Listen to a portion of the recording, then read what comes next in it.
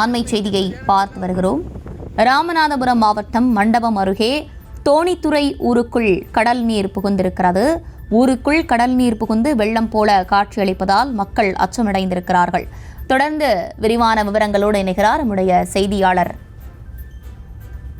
பூபேஷ் சந்திரன். வணக்கம். விரிவான விவரங்கள்.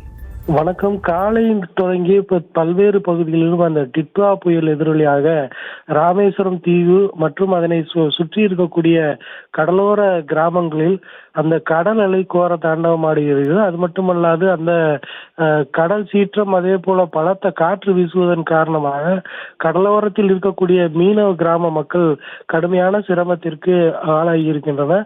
அந்த அடிப்படையில் மண்டபம் தோழித்துறை கிராமத்தில் அந்த கடல் நீர் திடீரென ஊருக்குள் புகுந்ததன் காரணமாக அந்த பகுதி முழுவதும் அந்த குளம் போல தேங்கி கடல் நீர் காணப்படுகிறது. இதனால் வீடுகளுக்குள்ளும் அந்த பகுதியை ஒட்டி இருக்கக்கூடிய சுற்று வட்டார பகுதிகள் முழுவதிலும் கடல் நீர் சூழ்ந்ததன் காரணமாக தங்களுடைய அத்தியாவசிய தேவைகளை பூர்த்தி செய்வதற்கு கூட மக்கள் வெளியே செல்ல முடியாமல் வீடுகளுக்குள்ளேயே முடங்கும் நிலை ஏற்பட்டுள்ளது. உடனடியாக சம்பந்தப்பட்ட அதிகாரிகள் அங்கு பார்வையிட்டு தங்களுக்கு தேவையான நிவாரண பணிகளை மேற்கொள்வதோடு தங்களுக்கு ஒரு சரியான வாழ்விடத்தை அமைத்து தருவதற்கு உரிய நடவடிக்கை எடுக்க வேண்டும் என அந்த பகுதி மக்கள் கோரிக்கை விடுத்துள்ளனர். விவரங்களை வழங்கியமைக்கு நன்றி பூபேஷ் சந்திரன்.